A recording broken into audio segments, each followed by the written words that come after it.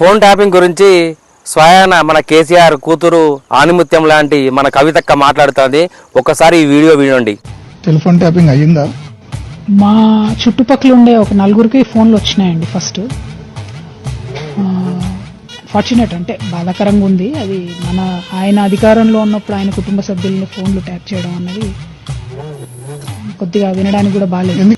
స్వయాన కేసీఆర్ కూతురే చెప్పబట్టే కేసీఆర్ గారి ప్రభుత్వంలో జరగడం ఇది బాధాకరమైన విషయం అని చెప్పేసి ఎప్పుడు పోయి పింక్ మీడియాస్ కానీ లేకపోతే పింకీలు కానీ కేసీఆర్ ప్రభుత్వంలో జరగలేదు అంతా చెప్తారా?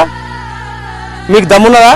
చెప్పే దమ్ము లేకపోయా రోడ్డు మీదకి వచ్చి అద్దాల మలగొట్టుడు, మీడియా పాయింట్ల మలగొట్టుడు, సిగ్గుశరం లేకుండా ఏంది పోయి ఇదంతా? మీ పని అయిపోయింది.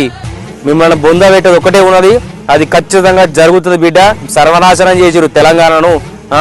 సాటుకు ఇని సంసారాలు గూడిపి కథలు పడతారు బిడ్డ. గుర్తుపెట్టుకోర్రి, సంసారాలు ఊడిపిరు కదా మీరు, ఖచ్చితంగా వాళ్ళ శాపం మీకు ఖచ్చితంగా కలుగుతుంది.